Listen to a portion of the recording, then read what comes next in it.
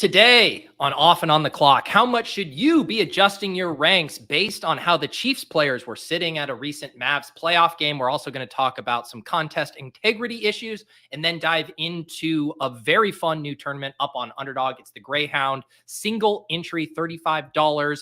Very fun structure, very attainable to get there. We'll draft one of those today on Off and on the Clock with Pete, John, and Nez. Let's do it.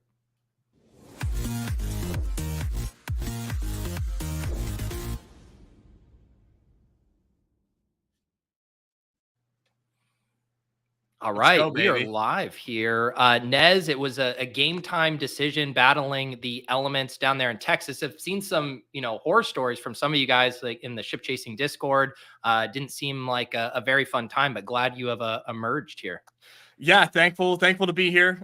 Glad that everybody was safe. I'm in my apartment. We were all good. Just lost power. Bria's family, my wife, they've been safe. But yeah, it was crazy. I've never seen anything like that in my years of living in Boston or Kansas City. And here, this was the worst storm that I've seen. They didn't say a tornado touchdown, but there's trees broken in the middle of their thick trunks. And you would think that would have taken a tornado or something like that. But no, glad to be okay. 30 hours without power though was tough. Wow. I mean, I went and got a notebook to start writing down thoughts and writing down strategies. I mean, I was really prepared for Armageddon. That's incredible. You were forced to do manual handwriting. Were you guys playing board games? How were you passing the time? Oh, we were watching episodes that I had downloaded on my iPad from my trip. We're watching episode 6 of Shogun. She has no idea what's going on. She has no idea. Jumping into the middle of Shogun is cruel, Dad. It's hard enough to keep up with it if you're watching in succession. So she's I have no idea what's going on. Just appreciate that this was shot in somehow in Canada. And just take in the beautiful scenery. So we really did go all out. It's hysterical that you had it's just hysterical. You have a power outage and what do we turn to in the modern era? Previously downloaded episodes. I had 24 hours to watch. We gotta hurry up and watch this. It's gonna expire on this. On this iPad really, really soon. Here, enjoy this. We couldn't crack a book, put a couple candles, have a bottle of wine and just play some, Big Two or something like this. Play some crazy eights. I need to get my board game collection up. I don't have any good board games to pass the time. And I know I've played some good ones. I need to get the really good niche, different strategy games. There's a lot of good board games out there. Numi's your guy for that. Numi's all in on that stuff. Well, and the other thing is normally it's not, you can't just go outside, right? I mean, the weather was awful. So you're inside, you have no power. And if it's at night, you have no light. That really starts to limit the amount. Yeah. And I'm in an apartment building, right? So you go in my hallway and it's pitch black and I have to go through out my garbage and I feel like I'm in a Resident Evil game. It was really eerie. And then our parking garage, we have a underground parking garage and that was pitch black. It was very, very strange to be navigating through those conditions. But man, I go to to Europe and miss 10 days of best ball drafting. I had 30 hours without power here. I'm just battling these elements and really just I could not have a better new perspective on life in my last 2 weeks here, being out of the country and being without power for 30 hours. I'm a brand new guy. Power outages are the new wide receiver avalanches, the things that drafters have to battle. It was tough. Pete, I'm digging your jersey, man. Is that a Grizz jersey or is this a knockoff? What are we dealing with here? It's a No Dunks remix. So our guys over there, Jay Skeets, Taz Mellis, Trey Kirby, those dudes had a special edition run. And I love the homage to the old school Grizzlies. It's just a sweet colorway. So yeah, it's tank top season here. We're almost 80 degrees outside of Boston. So yeah, had to dust that one off. Nice. You can't go to the beach around here and not see at least 3 Mike Bibbies on a summer. Really? Oh yeah. They are the summer fit. If you were living in that little downtown pocket, what we call Kits, right down by the water there and stuff like that. If you're 20 through 35, you own yourself a Mike Bibby and you wear it with a black pair of Lululemon shorts. That's the fit. Yeah. Who is the big man? Reeves? Yep. Brian Reeves, Big Country. Yeah, that was the other one I feel like I normally see of the old school Grizzlies jerseys. Yeah, if you're a true OG, Blue Edwards was that's like a real throwback banger. And then like Sharif Abdur-Rahim was like their all-time scorer and stuff. Yeah. There you go. All right, John. Did you say you had some stuff for us today here? Yeah, I don't know. Very interesting conversation took place last night that I just kind of like hopped in on. That was in a like Underdog thread that has a couple employees, couple big time grinders on the site, like this kind of vibe. And we were just kind of talking about like a draft, and I saw the example of the draft and what warrants kind of like being thrown out on this site.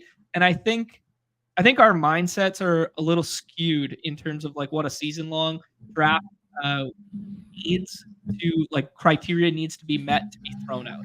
And I say this because like I'm not privy to any kind of like background knowledge or insight as to what those actual parameters are. But I do think like as a community, we can't have it both ways right now. And what I mean by that is people will talk about drafting on Redacted, drafting on other sites, and being like, "Wow, these are so soft. These games are so easy. Like these games are so soft comparative to Underdog."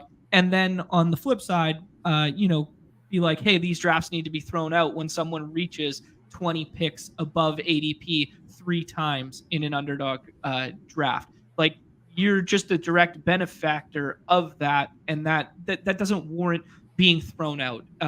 Collusion, or 2 people sharing an account, or someone purposefully giving other players to someone in their pod, or people chopping entries within a pod. That's the kind of stuff that leads to what should be thrown out. And just the simple fact that I think people lose sight of the fact that ADP is a subjective metric. Projections, whether they be on the site, ETR, stochastic, leg up, wherever they are, those are subjective in nature. I can build projection models that suggest that the player who's going 150th should be going 30th in all of these draft rooms. And I just wanted to reset some of the comments that Rudman had when he came on our show about a year ago in and around Super Bowl time, where he basically just laid out like people are allowed to draft poorly. Like, you are allowed to draft bad teams. That is part of these games. I encourage it. Honestly. Yeah, right. Exactly. Yeah. Yeah. Anyway, so I just kind of wanted to reset that convo, get like your guys' perspective on like what you guys think should and would be thrown out, and kind of like go from there, because I think it's a good macro because these drafts take 40 minutes, right? Like, they take 40 minutes of your time. And I think people, they get like dejected when they see like, a couple reaches in the first couple rounds, and they go, should I even waste my time on this draft anymore? Should I push the plane? What should I do here? So I just kind of wanted to talk through like that and what that means to you guys.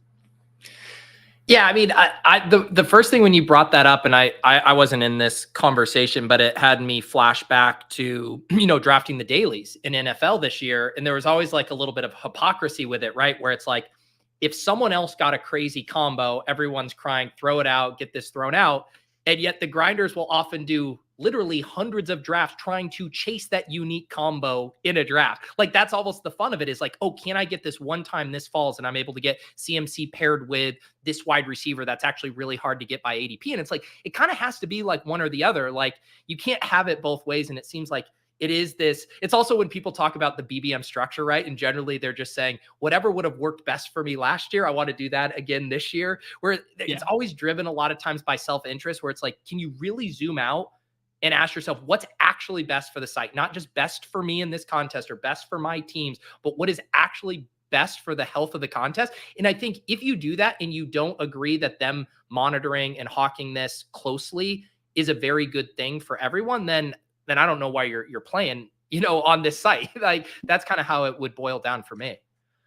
Yeah, I think the one thing that I would add to that conversation is just, if you are someone that drafts a lot, which I think everybody watching this drafts a lot, and you see somebody in your room that like you are worried about canceling your draft, like, I would just err on the side of that not being canceled, because it takes more than you think for a draft to get canceled. In this example, I don't have it pulled up, but I know like Jalen Hurts went in the first round of this draft, and then Stroud went pretty early too. But like the structure wasn't like a 7 QB team. Like if you see a 7 QB team, yeah, that probably sucks. But I don't ever think you should push the plane on especially a BBM where you are drafting and somebody is drafting really poorly and you think it could get canceled. Always just assume it's not going to. It's a bummer, but like a lot of times it does take more than you think. And this example that John's talking about where people were hoping it gets thrown out, like the structure wasn't even bad. It ended up being like balanced as we would normally draft, and just like went and got their guys really, really early. And we kind of have to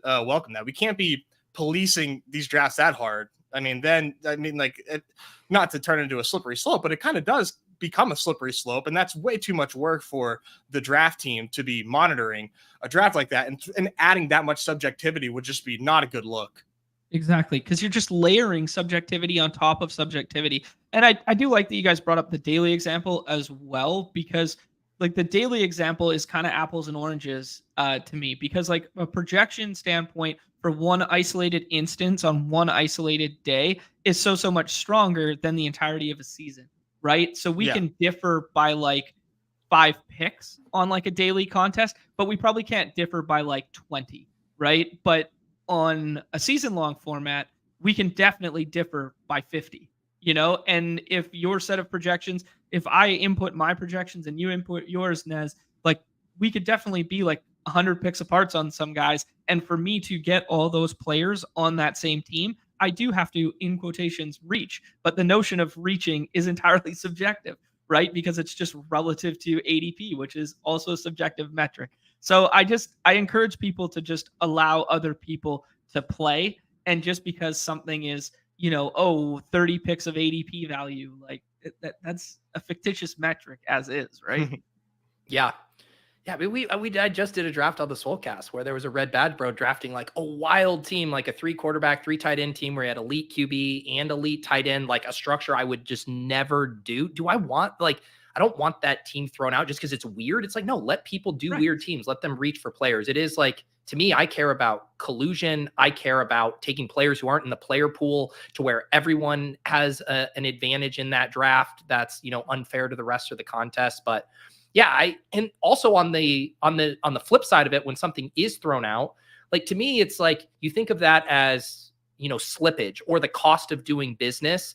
In that, like, if you're doing a high volume of drafts, like you just need to bank that in that you are going to have some of your time wasted, like to maintain the overall integrity of the contest. Like you, again, can't have the integrity of the platform always maintained and you never having your time wasted. Like those two things do not work in concert together. So if you're going to do a bunch of drafts, guess what? Yes, that is going to happen occasionally.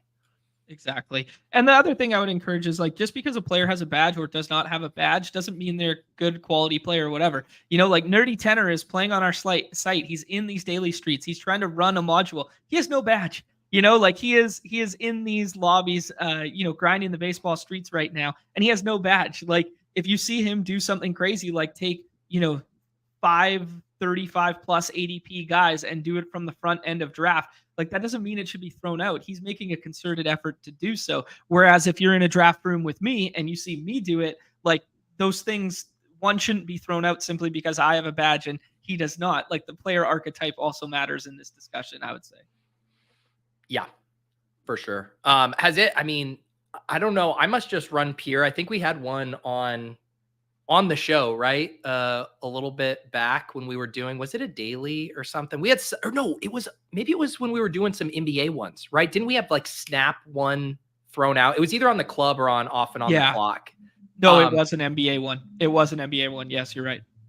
I think it was because I don't know if it's just because I do so many of my drafts in some kind of form of content, but I've just run very pure in that my drafts I can't even remember the last time one of my drafts got thrown out otherwise. Wasn't it a perfect game in baseball? And somebody immediately, it was perfect game. And Numi just immediately was like, and then we just chucked it. But that was like a one-off, like awesome. Yeah, because DJ LeMahieu went first overall. That's what it was. And it was our perfect game one. But then even that, like, people are like, oh, calling for his head, like, ban this guy, whatever. Like this guy was just in a lobby for $100 draft and he queued up 2 guys that, like, just in case it started when he wasn't paying attention, that would just push up, right? Whether that's right or wrong or not is a completely different conversation. But I do recall that one. Oh, you go ahead, John.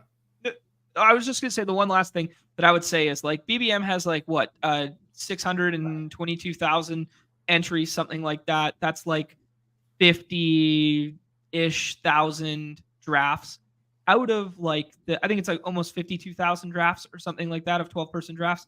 Out of that many drafts, how many do you think get thrown out a year?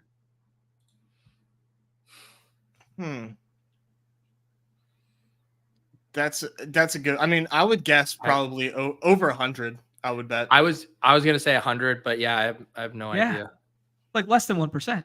Like I just mean like the metrics necessary to get a draft thrown out like are just so far beyond having 5 players on the same team that had 30 plus ADPs. Like, you know what I mean? Like that, like 30 plus extra spots of ADP. Like the metric for getting a draft thrown out just from a sheer numbers standpoint is so much crazier than that, right?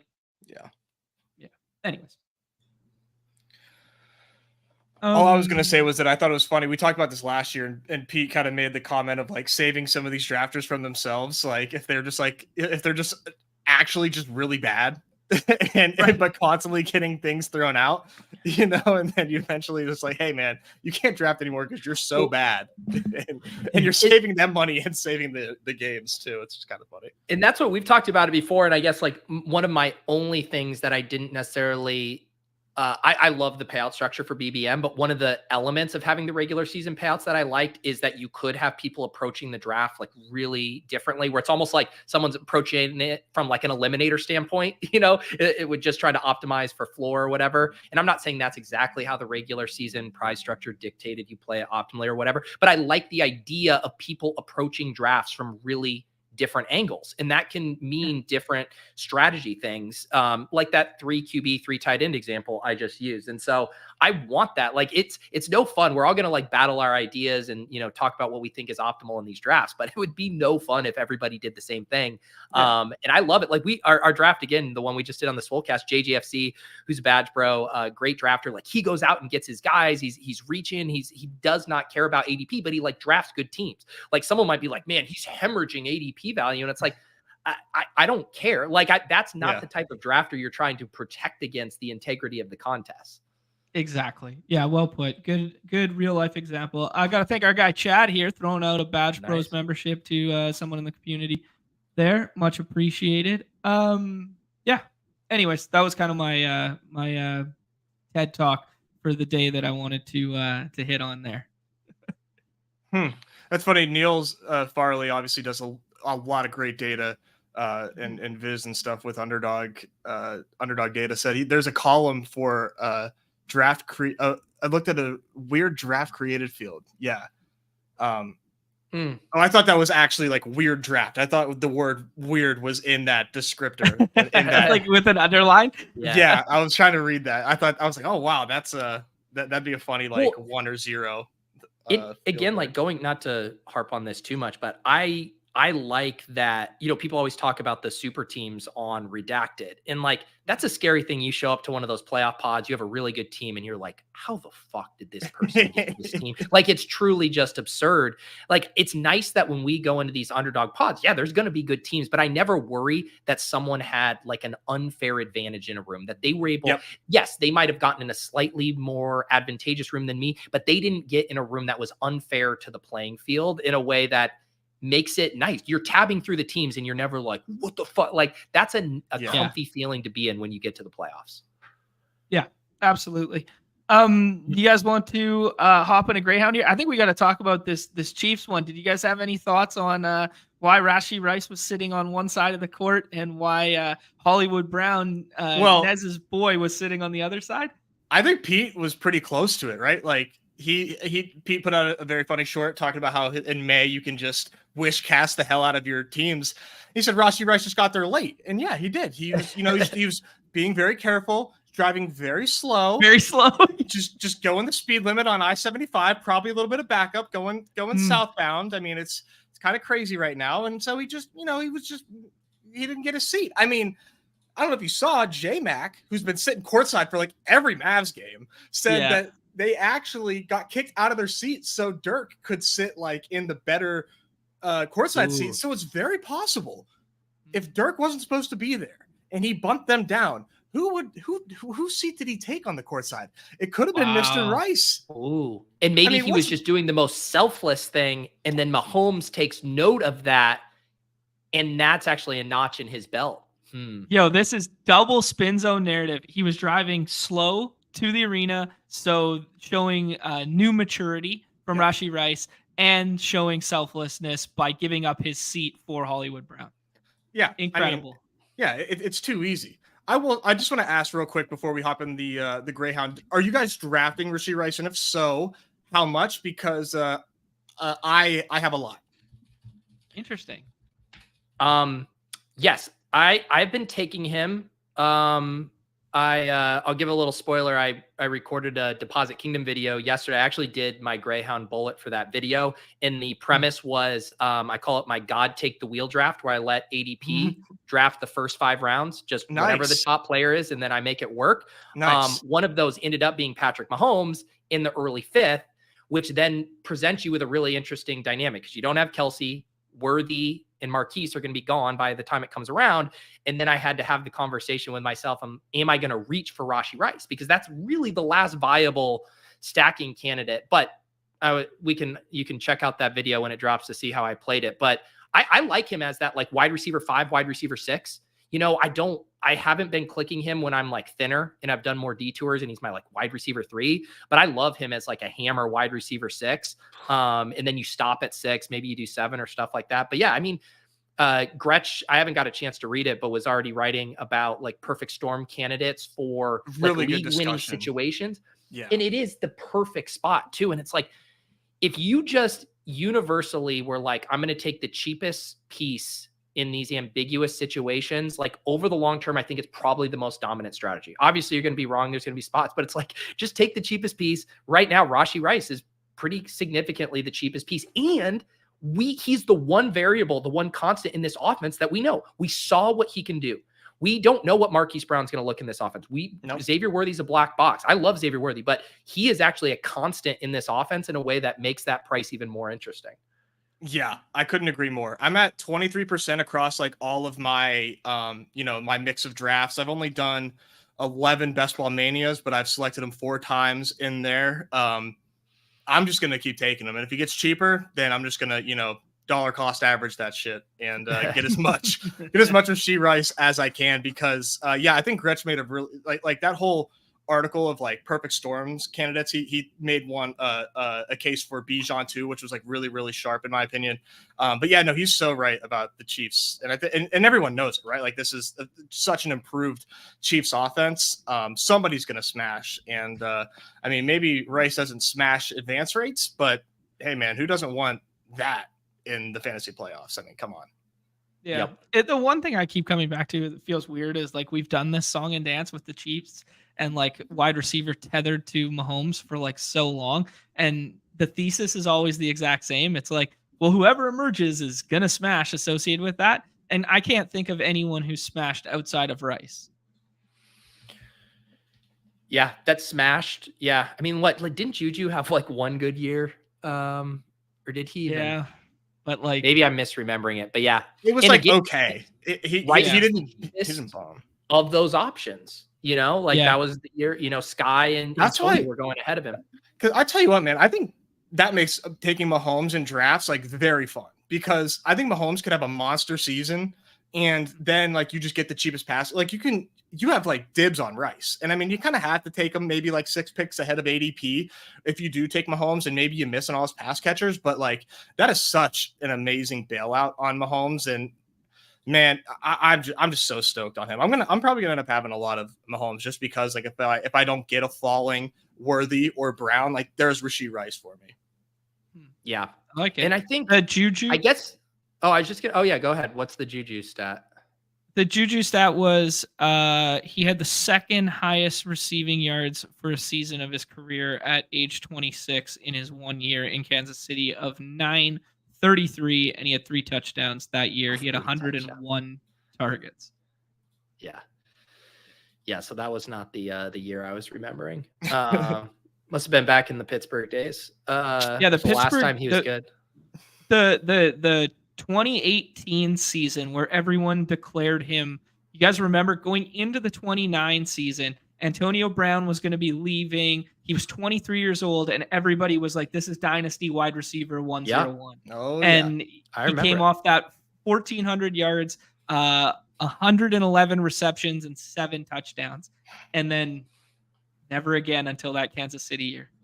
But I just read an article the other day. He's in the best shape of his life, completely healthy, ready to go. Juju? Dude, yeah. Him and Bateman both. Do you know what? I mean, you want to talk about a clusterfuck. There was a tweet someone tagged me in today that my entire timeline when I was going through my like fantasy list was all Tyquan Thornton is shining at Patriots camp. And it was him and Javon Baker being the top 2. You got Juju puff pieces. We haven't even talked about Jalen Polk. You got Kendrick Bourne coming back from injury. I mean, just an absolute clusterfuck of a room. Wheels up for Jacoby Brissett, right? Yeah. Dude, you think actually, okay, like everybody obviously takes Drake May as the whatever. Do you think there would be any world where you could take like Jacoby Brissett at the end of August when he gets the role and Drake May just like never sniffs the field? Like they're actually a competitive enough team. It's just the way this contest is structured. And I've been thinking about this a lot lately. And again, I know everyone here knows this, but when you see so much analysis, it's like the regular season, 14 weeks is 25% of this contest. And it's like, even if you were just like so right in all of the risk for a guy like Jacoby Brissett or Russell Wilson, it's all backweighted. 75% of the contest is where the risk is that they're not playing there. It's like you could be right for 14 weeks. You could be right for 15 weeks and you're still only right for 50% of the contest. And it's not the 50% that matters the most. And so I have a really hard time with those. But yeah, I mean, maybe if you got extremely firm coach speak where they was just like, Drake May is not ready. We're going to have to redshirt him. Jacoby Brissett is wowing us and we're going to battle with him. Even then I'm like, Drake May is probably starting week 17, like it's true. Yeah, no, it's so true. I mean, maybe you could Galbrain your way to it. Yeah, maybe you could Galbrain your way to it in like weekly winners or like eliminator or something like that as like the leverage quarterback in the way that like Joe Flacco was the leverage quarterback in the daily contests for a couple weeks there. I love that. And I'm working on like an eliminator overview article for Fantasy Life this week and was writing it this morning. And that's what's so fun too. Like if you are like, say you have this take where you're like, I think Russell Wilson's going to be really good in this offense. Like the way Best Ball Mania is structured and the way even like Justin Fields' contract works, it's like you can't even get paid off on that in Best Ball Mania, right? Where like, Nez, I assume you would agree, like the Steelers, it behooves them to see Justin Fields at some point this season to make that decision for them next year. If you want to get the benefit of, I think Russell Wilson's going to hold on to the job for the majority of this year, like the eliminator makes him just such a smash pick, like in that format where you can get these players that you don't otherwise like, and they are actually rewarded for how they play or how they win or how they score points in that other format. Yeah. I think Russell Wilson definitely has a chance to start like way more games than people want to admit. And I say that as somebody that's taking a lot of Justin Fields. I've made this case on a couple places, but it's a good point. I was just looking at there are some absolute names in this wide receiver room with the Patriots. Like obviously there's the KJ Osborne one. Oh, I didn't even mention KJ. Yeah, and then they got Jalen Reagor on the roster as well. This is a little bit of who's of who's washed in this Patriots wide receiver room. It's crazy. Yeah. And that's another one like where I think, how do you actually, play that in BBM? Like, I feel pretty confident. Like the only guy I feel super confident in is Polk in that, like the capital they spent, like he is going to get every crack. But after that, it does make you almost want to like get more info, get more news, because there are so many ways that 3 wide receiver set could break. Yeah. That's why we wait till August, baby. Yeah. No more drafts. For certain contests, maybe. I feel bad because I wanted to make sure I was using some of my bullets for our shared thing. And then I used my Greyhound bullet yesterday. Yeah, well, I was just about to ask you guys, do you guys want to three-way chop the single entry Greyhound, or do we want to play that all on our own merit and we could do like BBM right now as a collective? I'm down to three-way chop. My again, I did do that challenge. I like how the team turned out. I will say, but yeah, if you want to, I'm happy to three-way chop our Greyhounds if you want to play it like that. Nez, you in on the three-way chop of Greyhound? Yeah. Do you want to you want to do it, or do you want me to? No, I'll do it because I know I can trust you to draft later. I was gonna say I want Nez to draft on his own because I don't want to trust John left to his own devices. Okay. All right. So this is we're sharing. Got it. Yeah, if I'm not drafting the Greyhound on stream here, there's a non-zero chance that I just draft a bunch of baseball tonight and then totally forget about it as the contest closes. Yeah, I'm gonna make a note in my name right now that this is a BadgeBros chop. All right, sounds okay, good. Cool. Pick 12, we ruled, boys. Yeah, pick 12. So that'll be a fun one. We got Steph in here with us. We have the Turbotron. Oh, baby. Pete, I don't know if you want to like out yourself as far as like what content that you listen to or who you like trust more, but is there anybody out there that you like get what's the word I'm looking for? Like infiltrated gosh, what I'm trying to think of the dream movie. Yeah, influenced so, I was trying to make a anyways, yeah, is there any content creator out there that like really influences you the most with their takes? Oh yeah, it's Sean Siegel. Yeah, Siegel's your number one influencer. He's the one that can just like single-handed, like, you know, most ideas and stuff, like, you know, like engage in, or I'll try to build the like counter case or whatever. But like Sean just has this hypnotizing way of like painting super bullish scenarios. And then you get like to the point where you get scared if you're like against it. I find myself now chasing Brock Bowers up boards just by hanging out with Sean so much. Yeah, he's a very persuasive guy. Exactly. That's funny. I was gonna say Sherman always gets me. Anytime Sherman like makes a point, Sam Sherman on ADP chasing and ETR obviously. He always. Then what? That's the opposite. Thinking. Then you're just fading every single player. I don't draft anybody. Yeah. No, well, I say that because we're at pick 12 and we're going to probably end up being faced with Marvin Harrison. And, you know, he kind of makes a good point that like, hey, you know, Marvin Harrison is probably not a great pick at 12, 13. And I do tend to agree, but I have been taking him when he is at the top of my queue. But so my thought is like, this is the contest to actually act on that take. Right? Because it's going to be a time box contest, super flat tier, round 2 into middle of round 3. Let's just go grab whatever guy we want. Like if you guys said to me, let's do Jalen Waddle and Malik Neighbors at the 1-2 turn, like in this contest, I wouldn't even blink. You know, I'm like, how it's not even that different. Like it's not. Now, if you were doing that over and over in Best Ball Mania, I think you were making a pretty big mistake from a portfolio standpoint, from not recognizing that ADP could move. Tyreek Hill could get hurt and Jalen Waddle could be snap going at the 1-2 turn in the blink of an eye. Like, and then you're like, well, what was I even doing? I was reaching and now I'm not even unique. So I actually think in these contests within these tiers, like I'm down to live a little here. Yeah, no, I respect that take a lot because I was going to ask you guys, one of my little notes on the side here is I did the pug drafts on my lonesome there, and I flipped the board, and I took Jalen Hurts and Devonta Smith from the 102 in the second and third round there. And I was going to ask you guys, like, you know, what's your take on that? Because I feel very similar to what you just alluded to, Pete, there in these time box contests. Like you can get your guys, create leverage, and it plays significantly better than one where the draft window is going to be open all season long. Yeah. We got that decision here. I will throw my hat in the ring for Drake London as one of these picks, and then you guys can select the other one. Yeah, let's queue up London. Do London. I was gonna say like put Gibbs in here, and then I was open to anything, but I'm fine to, if we want to get weird with the second pick, I think we should. Okay.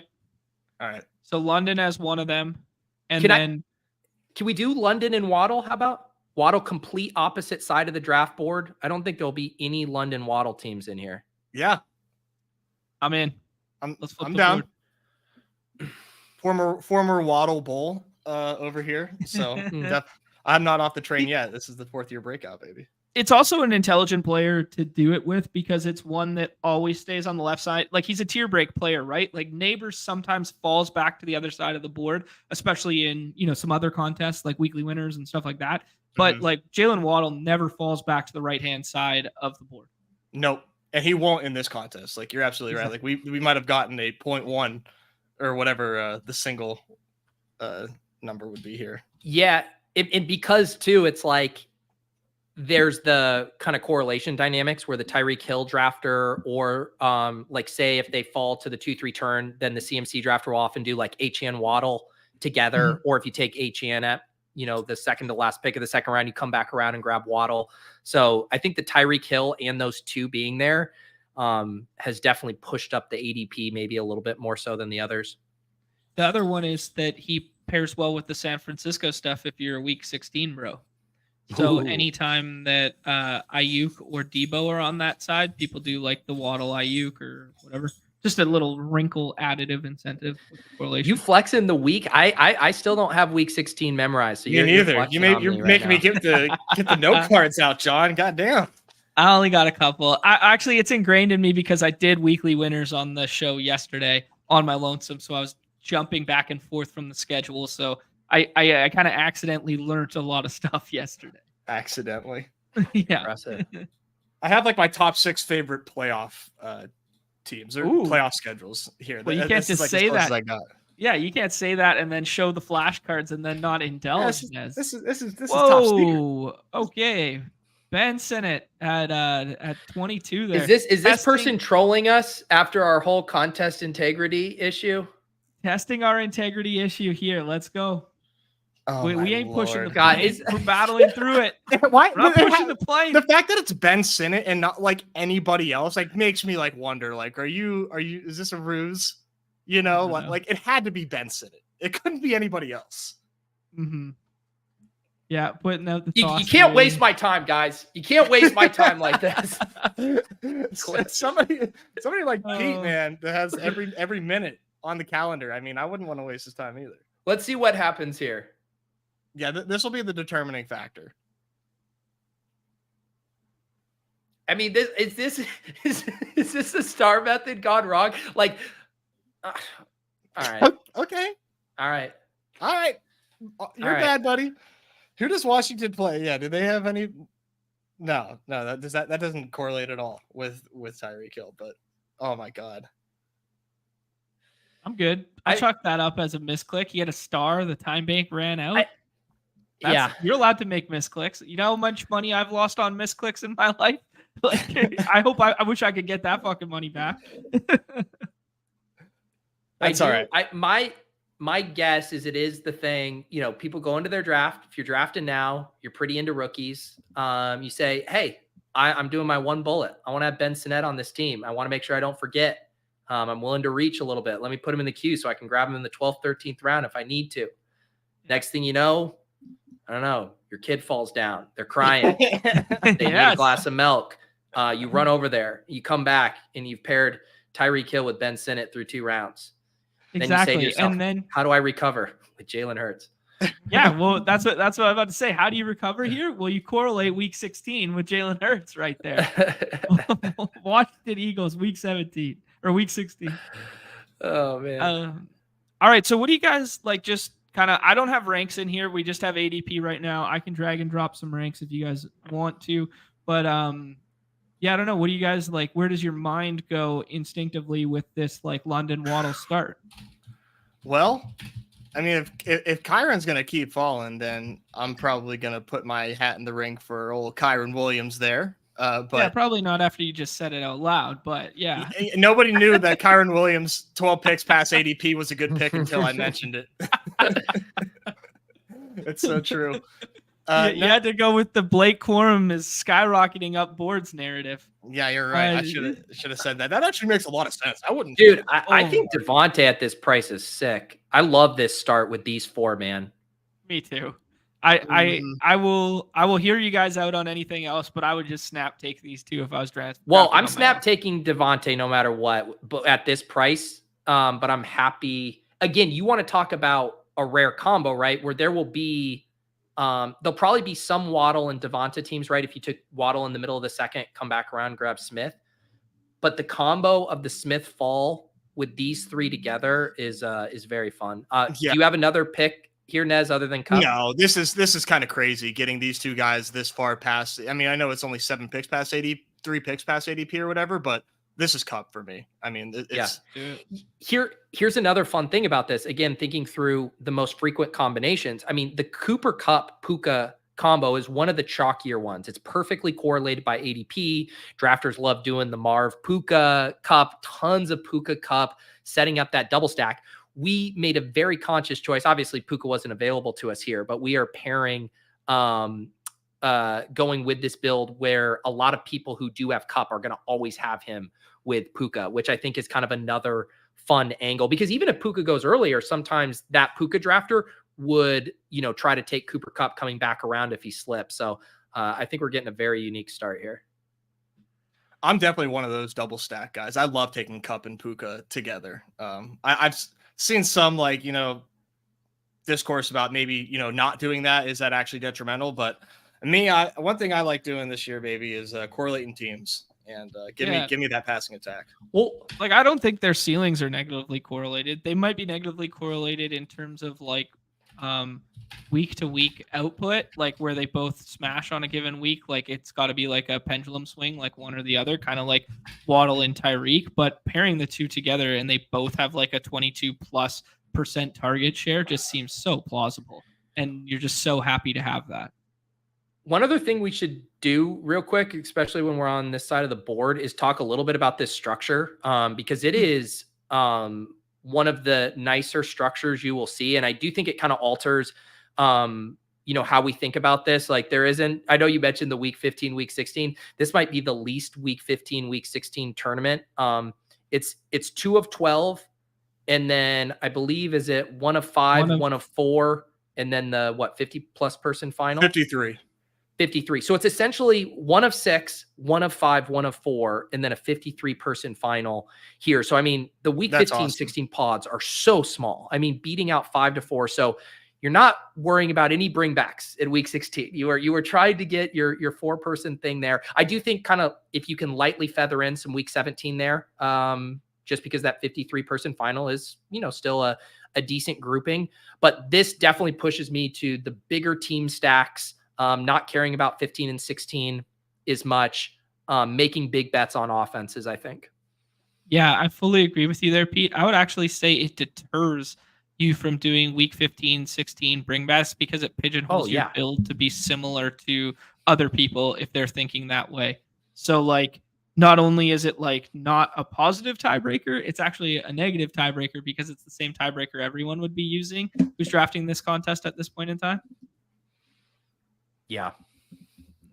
And I think, we're probably not to the point where people are reflexively also correlating week 16, but we are at the point where people are probably already reflexively correlating week 17. I mean, I would do randomizer drafts. We did, some self-contained 12-person league, and you're still just by default, I get this bring back. It's you're playing in a 12-person contest that spans 17 weeks. But our braids are wired. Yeah, we're just gotta get that bring back. Where I just drafted 12 straight zeros for the bid equity. I love the structure one of my go ahead. Oh no, I was gonna say that's one of my favorite things with the randomizer is, I'm so it's a chaotic format where I'm spinning the wheel, doing the guests getting their picks in, and then through 12 rounds, I'll realize a bit that one of you guys is doing in the draft room. And good time to mention, randomizer is coming back tomorrow night. Matt Harmon will be the guest. That's 8 p.m. Eastern on my YouTube channel. That's going to be so good. That's going to be so good. You're going to have your work cut out for you, though. I love Matt Harmon, and I love his content, and he's super sharp, but, he can talk, so you're going to have to really, get him to make some picks and do these challenges. He's going to be a blast. Yep. Couple things on this draft. Well, actually, I was going to say, I can't believe it's season 5 of Randomizer. That's crazy. I don't know. Hat tip to you, Pete, for making it such a good thing that people making us feel old. Yeah, but it does make me feel old. The Josh Jacobs at 50 here is surprising, and this guy looks like he's landing his plane all right. He's going with a little correlation here with the Mahomes. People are allowed to have bad drafts and accidentally star Ben Sinnott. So I'm good with it so far. Yesterday, my draft with Sean, we were on the clock at pick 58 into the 5th round, and Josh Jacobs was there, and Sean doesn't blink and says Jaden Reed. Wow. Well, John, wow. he has Jaden Reed ranked 35th in his rankings. So I love it. But there he goes. Shit. I was like, yeah, let's star him up. Let's see here. I feel like lots of fun options. I would definitely be down for like an elite quarterback, elite tight end kind of double tap and really punt running back. I'm also like James Cook is get pretty good value here. What do you guys think? I'm scared to speak. Why? Every time I say something, you end up getting sniped. Okay. There's James Cook. Okay. I would probably throw my hat in the ring for Anthony Richardson. That was going to be my number one vote. Mm-hmm. All right. Now after this, I might need a little scroll. But there's a lot of decent picks on this board here. Okay. I mean, Spicy Margs is definitely the most fun. Yeah.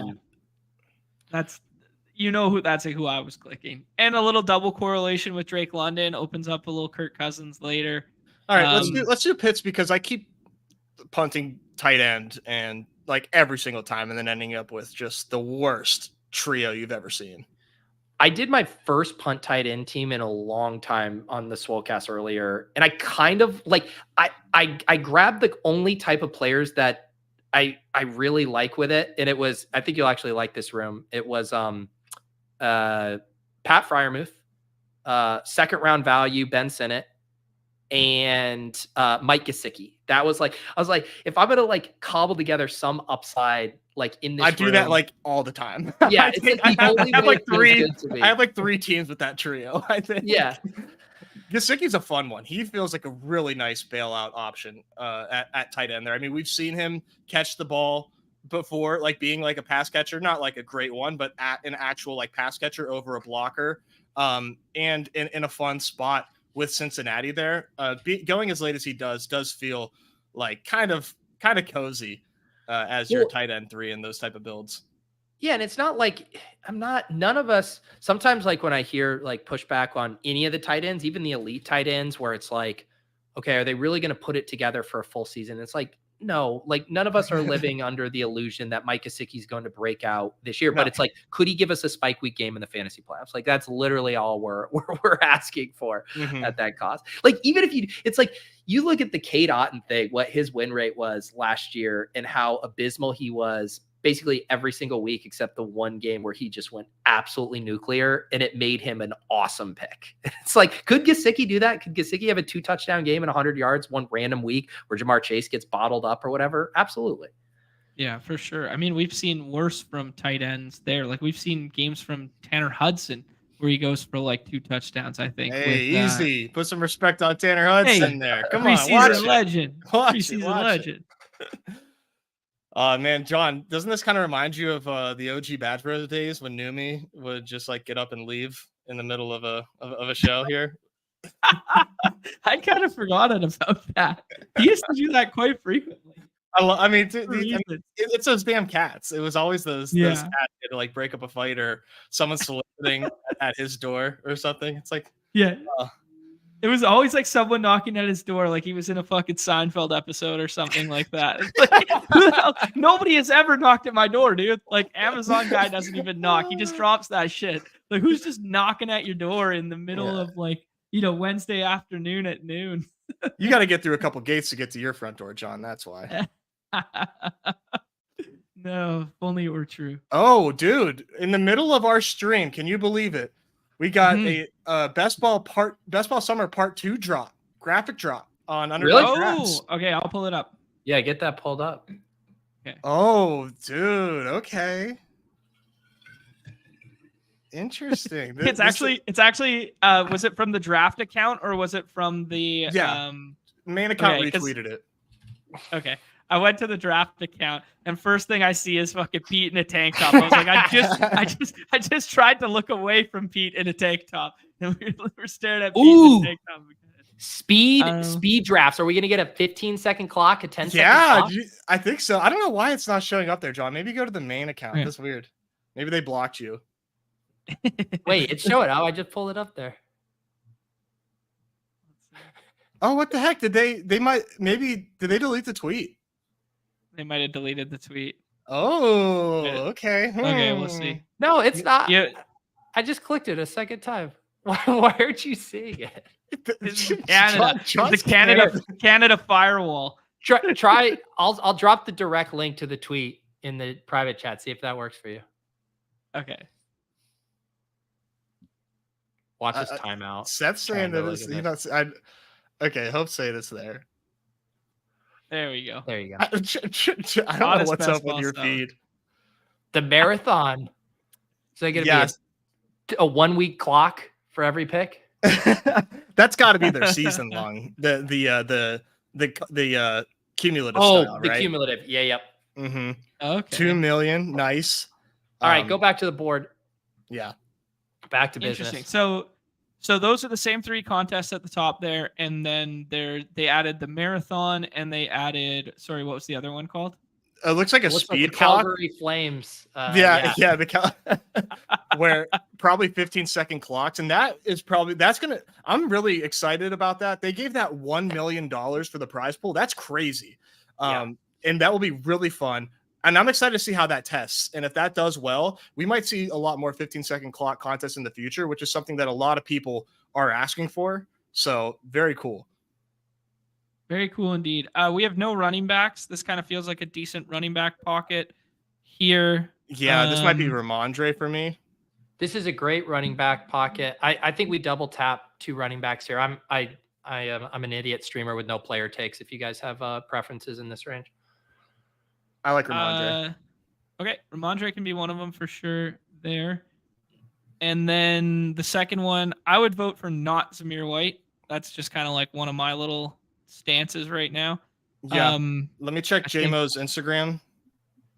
Oh no, never mind. Sorry, we're going running back. I'd say I'm good with a pick running back. Zach Moss, I've been trying to get a little bit more of, but Swift or Moss. Let's do Moss then. I'm like, man, DeAndre Swift just puts my mind in a blender every time I think about him as a pick. I know, right? But so okay, John, you sound like you had something to. No, I was going to go to what we were talking before the show there, Nez. We were talking about just cumulative fantasy points and cumulative rushing yards from last year as players that we just didn't expect to see on lists and stuff. 4th in cumulative rushing yards last year, James Cook. 5th, DeAndre Swift. Like, it just, that the fantasy points that equated to that yardage did not add up, but he actually was like half decent, like 4.6 per carry, only had the 5 touchdowns, 39 catches. You'd like to see a little bit more this year. But Caleb can run a little bit, but not Jalen-esque style run. Anyways, that was just kind of like the 2 players that we looked at, the James Cook and DeAndre Swift being that high in terms of rushing yards was pretty crazy to us. Yeah. I was spreading misinformation, guys. It's not faster pick clock. Okay. What was it? I'm not sure. Rudman and Hope in the chat here just said it's not faster pick clock. Brand new contest. Numi keeps pumping the Windhorst Discord emote in there. That's his new notepad. Maybe it's a puck contest. It kind of looks like the Calgary Flames logo is a contest where you can exclusively draft Calgary Flames players. Puck guys. I wonder. Interesting. I know. Now I'm curious. I wonder if it's like you have like a cumulative clock, like it's like speed chess. Ooh. That would be sick. Yeah. Where everybody gets like 5 total chips? minutes to make all of their picks in their draft. Yeah. That'd be cool. Okay. Yeah, I think 5 minutes would be a good. Yeah. This is it. No matter what, it's exciting. That is the take. Everyone's saying it's speed chess. Do you guys remember when you laughed at me for putting Zach Moss in the 150s and now we're drafting him at 85? John, when has John ever been wrong, man? I swear. To be fair, well, if I've been wrong, I never brought it up. So. Yeah. What I'm actually doing is just doing a little portfolio balancing across our Greyhounds because mine yesterday has Chase Brown on it. So that's Nice. Oh, there we go. We're stacking across the universe there, getting all these pieces of the Bengals offense.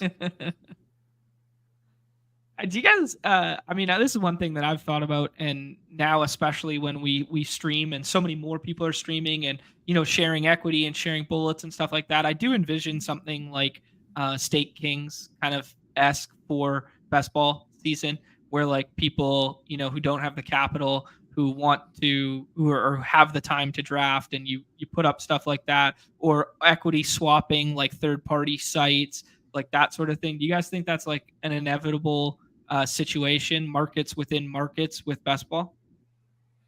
I could totally see it.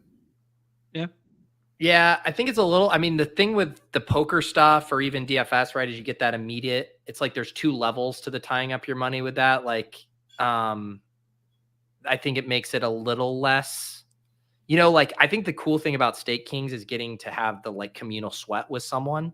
True. But maybe that is like if you were able to buy X percentage of a 150 maxers portfolio that you really liked. The question is, most 150 maxers like at that price point are happy to cover their own entry fees. It would be like maybe if there was a $500 tournament that was a 50 max, and then the bankroll limitations are actually coming into play for more people, but you're like, I would like a piece of this person's action in this higher buy-in, higher entry tournament. Yeah, fully agree there. I mean, I think it's definitely going on, and to some degree behind closed doors. I don't know what it's going to look like at scale is the only thing. Yeah, and it's like not something that I would participate in either direction, but I could totally see it like coming, being done. Yeah. Tag team tourneys, that'd be a cool idea that Chad, like there used to be tag team live tourneys where you would tag out and someone else would come. You just get paired with a random? Oh, okay. Hold on. We're on the clock. Mostert here is a smash. I feel like he never falls. And we have him paired with Waddle. I love that. I would opt for that. And then this next I like Mike pick, Dub. I haven't been taking a lot of him, but I like it. Like, I don't have much to say against him because other than him, it would probably be Shaheed for me. And you can make like a pretty decent case for Mike Williams just being like a touchdown magnet for Aaron Rodgers. It also gives us another stack. Like if someone goes rogue on Kirk Cousins. I know you like Mike Dub, right, John? Yeah. Let's do it. Letting you guys play it out and whatever, but my vote would have been Mike Dub for sure. I think those, man, I really like how this draft is unfolding for us. Me too. Fuck, it's like we gave back like a little bit of value on the Zach Moss, but then you just completely get it all back on the Mostert pick. Mm-hmm. This is I like this room. I haven't gotten a ton of 0 RB rooms like this. This is a fast start 0 RB room, which again, I think is one of the things you want to be conscious of in this structure, right? Like this is advance is all that matters to getting to the 1 of 4, 1 of 5. I feel like we got 3 guys who we know are going to be producing early season. They have concerns maybe late season we can talk about, but now I think this opens us up to then kind of pair them with a bunch of the more fun, wider range of outcome rookie running back targets who are going to be available in the later rounds there. So I kind of like how this is shaping up. Absolutely. Fully Mostert has a chance to be like one of the more like mispriced players in drafts at this stage in the game. And I don't think that he has a lot of room to move either. I think that this is probably where he's going to be given like the Jalen Wright pick that happens like 3 rounds after this and how high Achane goes. But like, man, oh man, like he's getting paid good money this season and just scored like 20 touchdowns last year. So I don't know, man. I really like it. I'm into this Miami team.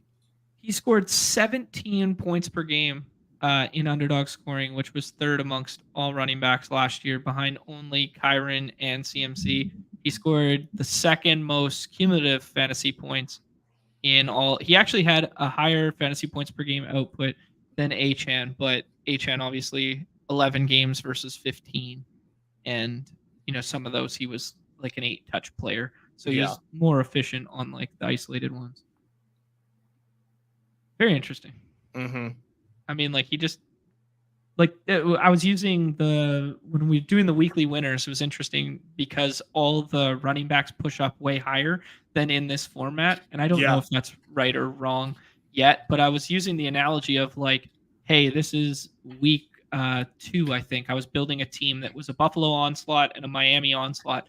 And it's like, hey, they match up in week 2 or week 3 or whatever it is. It's like, we're playing the Battle Royale that week. Where is Raheem Mostert going in that? Like, he's going no later than RB8, and he's probably going closer to RB3 than RB8, right? And we get him at 100 and whatever in these drafts over and over again.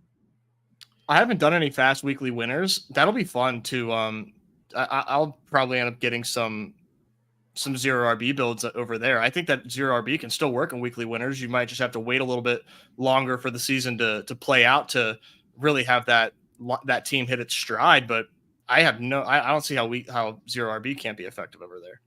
Yeah, no. Well, the prices this year, I mean, the guy like this running back room that we have here, right? Like, would it shock anyone? Week 1 is obviously hard to project, because there still is kind of uncertainty how this is going to roll out. But would it shock you if like these 3 backs weren't all projected to be, I don't know, at least top 24 backs, top 12 backs like week 2, based on their matchup and how their usage went, if Chase Brown isn't a thing, if Jalen Wright's not mixing in yet, if Antonio Gibson is just banished to the bench like he was in Washington. Like, the thing is with 0 RB this year, you can like have your cake and eat it too on the front end, I think.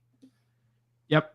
Absolutely agree with you, Pete. Like you just said week 2 off the cuff there, but like, you get Zach Moss versus Kansas City in week 2, like where is his price tag going? You get Raheem Mostert versus Buffalo in week 2, like those are going to be 2 of the highest total games on the slate, and both those running backs are probably going in the top 12, top 15 of our drafts, as you alluded to.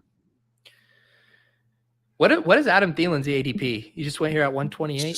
Oh wow, that's expensive for him. He goes like pick 160, I thought.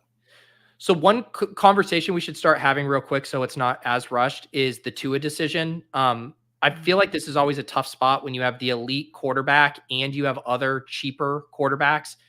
I do think Josh Downs should for sure be one of these picks. Absolutely. If you want to put him in the queue and let it bleed down. But I think the conversation of, do we have another pick we like here a lot, to where like we don't necessarily need Tua, knowing we can get Kirk, we can get Rodgers, we can get Stafford. It kind of pushes me off of not doing Tua, but I'm open to it if someone really likes the value there. Can we look at the running backs here real quick? Nothing too good here. I get like I'm always a Sharps guy, but yeah, I kind of like Brandon Cooks at this pick, but if you think that's too many wide receivers, we can do Tua, since we have. To me, I the think big our Miami running pick. back room would be more than need. Okay, I'd be fine with Sharps or Dowdle. Right. I like Sharps. I feel like Sharps is the poster boy of this show. Whenever we draft together, we end up with Sharps. Yeah, Kyle Pitts and Sharps every time. Yeah, Sharps just makes like a lot of sense for any team, really. I mean, like, who has more? There's few players, in my opinion, that have more contingent upside where they go than Sharps, and Sharps also has standalone value. So yeah. I mean, if it's never fun to like, oh, like imagine if this guy like has a career-ending injury, like it's not like that's not fun to think about. But if there was a situation where Sharps becomes a running back 1 because of injury, I mean, where is he going? You want to talk about like battle royale projection? Sharps would be like a top, a third, first 3-round pick in battle royales if Kenneth Walker were to miss any time. Plus the standalone value there just makes so much. It's hard not to take Sharps. He does seem like the most. Oh God. Well, just in terms of like premium handcuff with ceiling that also has standalone value. I don't think I can name one bigger than Sharps. Even Tajay Spears to me doesn't feel. I think Algier is like up on that list too, and he goes super super cheap. Yeah, that's fair. So yeah, Nez, the only thing I was thinking through, like I didn't by itself didn't mind the idea of Cooks there. I was just kind of thinking of the 2v2s right in this tier. And I do think like some of these running backs can get wiped out quickly. Yeah. Where you still have, we didn't draft many. Do we have a single rookie wide receiver on this team yet? Not yet. To where we're going to kind of hit the sweet spot of some of those guys in the rookie running backs. That's what I was just trying to think through if we wanted to leave some more wide receiver bullets for a better spot on the draft board. Yeah, no, you're probably right. For this team, I think that makes sense, because if you do pass on that section of running backs, that is like the group of RB2s that have projectable standalone value. And then after that range, then it's like pure contingency. You're just hoping something bad happens to the player in front of them. I would also say, I was just going to say in this, this structure, I'm definitely very open to kind of hand-cucking stuff, whether that's like Jalen Wright, Antonio Gibson. I think that's perfectly fine here. Yeah, especially in this format, like where it's just like you don't need ceiling in the playoff weeks as much as you need just raw points. Yeah. Does play better in this format. Kirk Cousins, unfortunately, goes on the other side of the board there. I kind of I was thinking he would fall. Yeah, me too. Hat tip to our guy, Jacob, Dog Bull participant there. He was talking about this one in our chat the other day, and I go back and watch the weekly winners one from yesterday, Jacob, and I talked about this strategy and gave you a little shout there as well. Yeah, those are fun to think through. Those weekly winners like stuff, because my strategy this season for weekly winners is to like pretty much only single stack and just get as gal brain as possible, because you have to finish first out of 186,000. I didn't do that quite as much. I thought that you could do more onslaughts and still get home. But the only time that I think it does make sense is like he's saying, when you do have the pocket passers that explode, then having more than one receiver with them, I think definitely makes sense. So we did see a pretty wham bam running back run there. Kendre Miller, Marshawn Lloyd, Jalen Wright, Ty Chandler. But I think we're still set up here. I think the big decision point again is if we want to walk away with one of these two picks with a quarterback. Mm-hmm. Yeah, I hate these running backs that are coming up at our pick. Stafford goes too. Jeez. Wow, a 4-quarterback team takes Stafford. Come on, guys. This is what happens. Everybody wants single entry. Everybody wants a single entry contest. And then when you're drafting it after all the sickos draft, then you get these no badge drafters that's like, oh, nice. And then they end up doing shit like taking 4 QBs by round 13. And then Aaron Rodgers goes, oh my God. Guys, we have AR-15. It's okay. It's okay. Yeah. I love these running backs. So I would say, is Polk still available, or did he go? No, he just went. Yeah. I love Ray Davis. Me too. You want to put him in the queue? Davis or Vidal or Algier? I'm trying to think through. Is there a second? Algier. Do you want to do like a Troy Franklin to set up a Bo Nix late? I'm just trying to think through of second quarterback stuff. Yeah, second quarterback's going to be a shit show, no doubt about it. Or we could just grab another running back. You could do, you know what? Drake May's still on the menu with this team with Ramondre. Hunter Henry? Or Henry. Okay. Yeah. John, you Gibson or Hunter Henry? Hunter Henry. Yeah, that's completely fine. And then I feel like A-Rich and May are a fun duo, though, at this point when we're out here taking 4 QBs. Look at this team, the 4x4x4x1 team. That's amazing. That's what we're going to be writing articles about next summer. Amazing's one word for it, Nez. I like, so when you have a QB like Anthony Richardson who has the week 14 bye, I think it does make a pick like May more stomachable, where you're just going to have, Richardson starting all of those weeks where you're waiting for May to get the start, if it is Brissett to start the season. Same with someone like Justin Fields. But and I do agree with you, Des, too, with just Anthony Richardson. in where we spent. Like, we want him to be a smash. We don't have to panic about QB2. It was more so just that we had so many options we for set our ourselves quarterback too, where it's like, oh, we'll just take one of them. Doesn't really matter if they just all go. Right. In a BBM, we'd be looking at all 4 at that pick.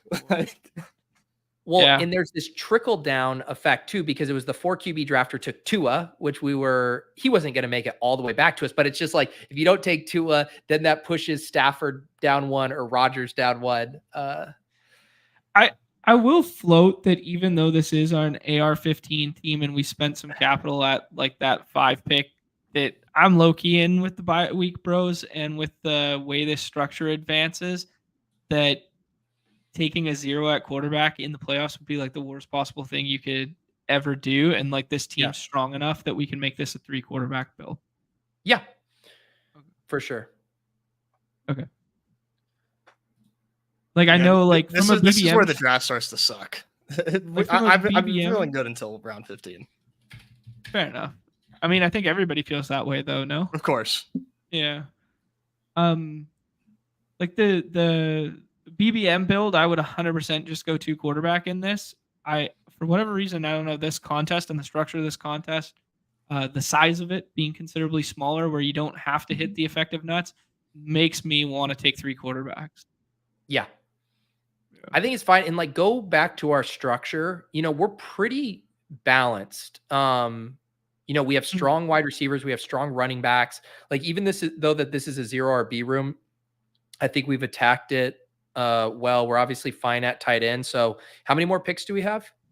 4. I think 4. I love this team.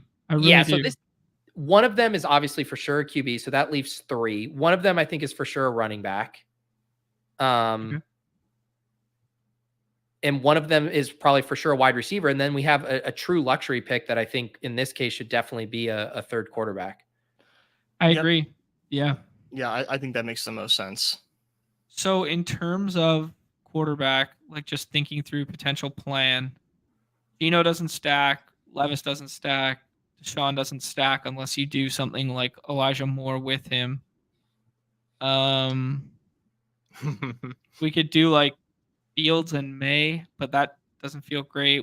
I think we need like a little bit of floor, a little bit of safety as like Deshaun and May opposed to Fields and May. You know what I mean? Yeah. I think we have a ton of options here. Okay. Yeah, AMAC might end up taking one of our options here, but he also needs a running back, so we'll see. Mm-hmm. I think he had DK though. Oh no, he did not. Never mind. He has that Jaden Reed pick. I've been really into Jaden Reed. I love that Seagulls got him in the 30s, man. He seems like a fun second year leap, and just in that offense, I'm very Remember excited. how many times we did the pick'ems and we did the rushing plus receiving pick'em for him? Yeah, like that. Those things were so fun. Yeah, he's gonna be a favorite of mine again. Oof. There's some Danny Dimes back stuff too. There's double stack New England, even though we have Ramondre and Hunter Henry as well. We could do like Baker or Douglas or. I hate it, but man, the Watson value at this point, and we could do Elijah Moore. Yeah, late. It unfortunately, and it's a run back for week 17 if you care, with all this Miami stuff. Oh yeah, that's actually true. It's really it's pretty heavily correlated. Easy. If we were doing the easy sheet, it'd probably be screaming at us to take Deshaun. Mm-hmm. Okay. So and now we definitely don't take the quarterback here. I think the play is you take either Elijah Moore or Foreman right now. You think so? I think I vote Moore with this or net. If there's another guy, I just didn't want to get boxed out. I mean, we could probably sit on Elijah Moore. I mean, I love Luke McCaffrey too. Yeah, no, this is fine. I do like Luke. And for what's the really gross, man, is I've been doing a lot of Dameon Pierce late. Mm-hmm. I heard about this Mike Florio report. It's driving up his ADP. Someone else said, I think Kitchen said it on your show today too, Pete, where he was like, it could look like a split backfield to me. Like, I just don't see it at all when we look at how inefficient Joe Mixon has been in the past, and yet he's still such an accumulator. Like, finished, what did we say, Nez? 4th in fantasy points last year amongst running backs. And, they paid him. They brought him into that outside zone run scheme where they think he's a better fit. They hated Dame last year for that same build. They went to Singletary over and over again. I don't see it. I'm not saying like he needs contingency, right? Like he's a pure contingency play. But to me, if there were something to happen to Joe Mixon, I think that he's next man up for at least 60%. And at this range, man, like trying to find a pick that feels good is tough. You almost just have to, take that type of player, at least the way that I end up drafting teams. That's kind of where I end up. Also, we got 314 people watching live right now. Make sure you guys are subscribed to the BadgeBros channel. These guys are streaming daily. I'm here joining them on Wednesdays for Off and On the Clock, multi-sport draft leads over here, doing football, basketball, all of the sports these days. So make sure you guys are subscribed to the channel. Thank you, Pete. That's a great plug. Someone's got to do it around here. It's true, because it ain't us. It should be. We always forget that shit. I know. I need the sticky note that says plug the show no matter what. Yeah. My sticky note says drink water, which thank you. Does it really? Yeah. I had a stretch where I was like not drinking as much water, and then I was just finding myself really dehydrated in the night, which was then having an impact on my sleep. And so when I started pummeling water during the day, then I wasn't having to get up as much at night, which was nice. I at one point had one of those water bottles that would like have like the times on the bottle, and like that actually worked. That actually got me to drink a lot of water. I need to. What gets me to drink is just my fresh Underdog Cardio Club water bottle. Nice. I'm about to start ripping those, man. Now that I got my power back, I can go down and hit the Stairmaster in my apartment. If my mortal, I have a nemesis on there. What was the photo of? Were you on like a stepper? It was something. What was that? During the season. The treadmill video when you were sweating the dog bowl qualifier, Ness. Oh yeah, my walking pad. Walking pad. I knew it was something like that. Yeah, it's up against the wall right there. This guy. I just put a fresh coat of oil on there because Bria and my wife likes to get on there at like 6 a.m. when I am still asleep, and it's got to like wake up a little bit, so it's like squeak, squeak, squeak, squeak. But that thing's a beast, man. That's the ultimate sweat machine. Yeah, I've been enjoying the assault bike for the cardio club.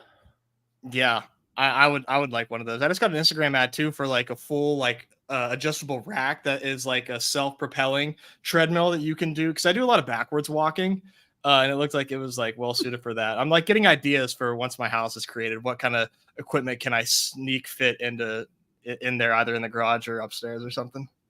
Love it. Remind me to tell you guys my cardio club in a second here. Drake May comes back to us if we want it. Yeah, I guess we don't have to do it at this point. I definitely think we should take another running back, and if Nez wants to pound the table for Damian Pierce, I don't want to pound the table at all. If you guys have anything else, I'm almost begging. I don't. Yeah, I mean, Evan Hull with AR feels okay, but we'll do the Pierce thing. Okay, now this one's up for debate. It's a quarterback or wide receiver. Mm-hmm. I guess you could make a case for a running back, but we didn't even have one we liked. Devontae Walker is someone that I've been trying to get more of. I'd rather have the quarterback than Walker. Let's do. Yeah, I think I'm wide receiver just structurally now. Ooh. Oh, your nipple no. figure. Dude, I dragged that too. You almost had it. Yeah. So what did we end up with there? Okay, 3672. Dude, we're so heavy wide receiver early. London Waddle. It was a luxury Mike pick. Will. We could have gone either way. What it is for me is like I'm feeling FOMO because everyone's talking about Devontae Walker's such a smash. He's such a good pick, and I don't have like any, and I really wanted to get a little bit more there, but we do have May with Hunter Henry, and hey, if May is good enough for Kareem, good enough for me. This is correct. I did get way too many of those 40-second clocks, and it made me look so good on stream. And then now my nimble fingers are getting exposed in recent memory because my shot clock has gone back to what everybody else deals with. Yeah, man. Like the Dame Pierce one on the Pat stream, that was a bad one, but nothing was as egregious as Pete's Herbert one. I think the pick I would like back, and it was my fault. We should have taken Luke McCaffrey instead of Elijah Moore, and then pushed Elijah Moore to 211. Then we would have taken a running back, and then not had to do the Drake May thing. Yep, that's fair. I can get on board with. I don't mind this. The way this room is going, like this 11-hole drafter was like Polk, Gibson, Baker, Foreman, just like snap taking targets too. So it's like it was like Deshaun unstacked also is going to feel pretty gross. Yeah. And then I think if we ended up with Deshaun unstacked, we end up with 3 quarterbacks anyways.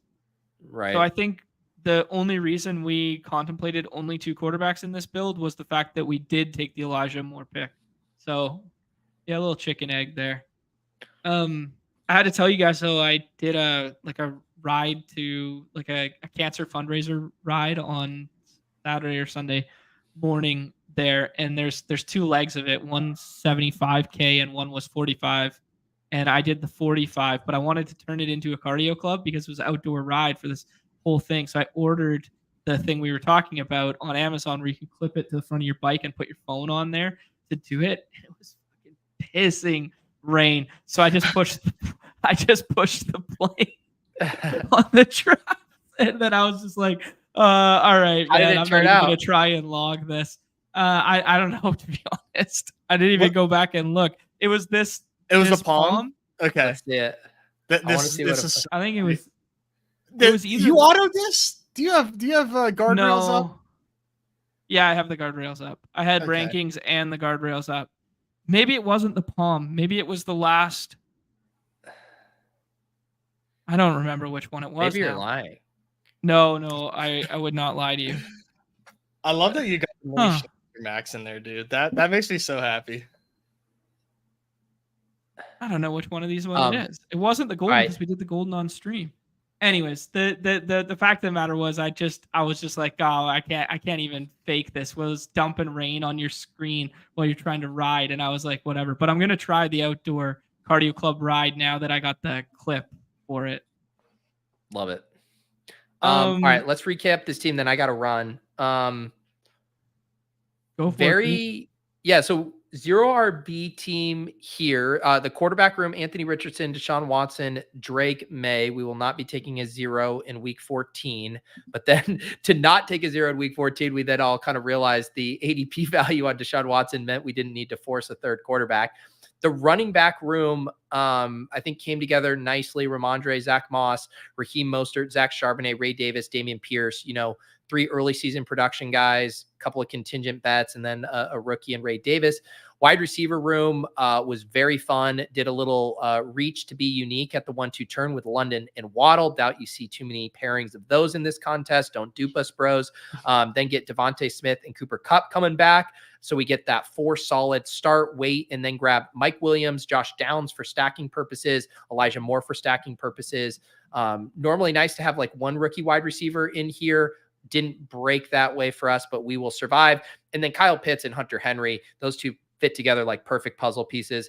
Hunter Henry, our steady Eddie, and then Kyle Pitts just swooping in for some spicy margarita spike weeks. GG's. Love this team. I'm very glad to have 33% equity in this. Yeah. Other than other than kind of that end game there and not pushing Elijah Moore, which was my bad, I do like how this turned out. Yeah. No, I'm a big fan.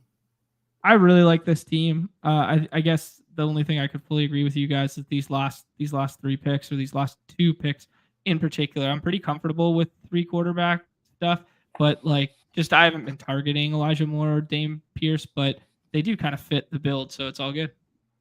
I think it's the first time I've seen Kellen Robinson get drafted. Am I? Do I need to do more research? No. That's the first time I've seen it too. Steph is all over it.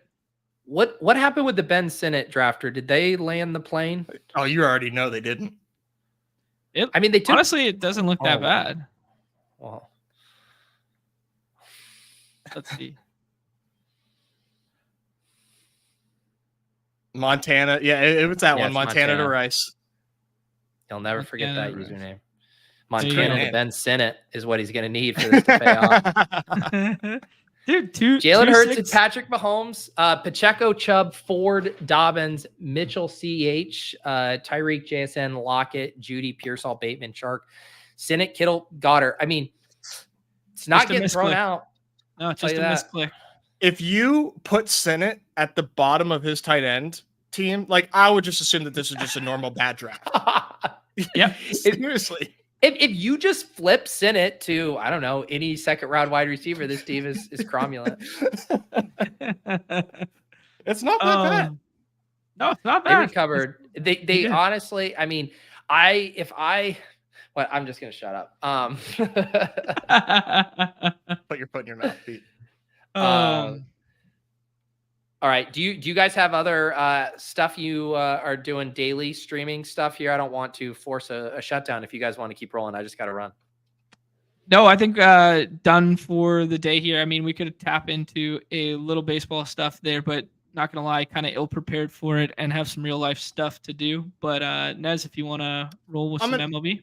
I'm going to dip too. I have a stream later with the dude Best Ball guy. I was supposed to jump on with him yesterday, and I couldn't because I didn't have power, but I have power today, so had to make it up to him. So I'll be on his show tonight at 9 Eastern. Beautiful. Perfect. Love it. And then we'll be back tomorrow with some multi-sport content, and then we will probably have a members-only show on Friday as well. Both of those will be a start time of 1 p.m. or 2 p.m. Eastern time. And then, Pete, remind the people tomorrow.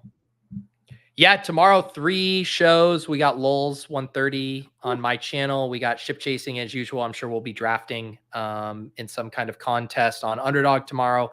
And then Randomizer Season 5 debut tomorrow at 8 p.m. Eastern. If you guys want to get some suggestions for prompts, just go to my Twitter feed and reply to that tweet that has Matt Harmon tagged in it. Getting lots of suggestions for prompts. I'll read you my most recent one if you need inspiration. Conception, perception. Calculate the odds of getting pregnant in 6 sex attempts, or take a player who went to Stanford. So if you think you can beat that, hop in my mentions. I don't know if the bar is high or low after that. Yeah. This has been Off and On the Clock. We'll see you guys next time here. Peace.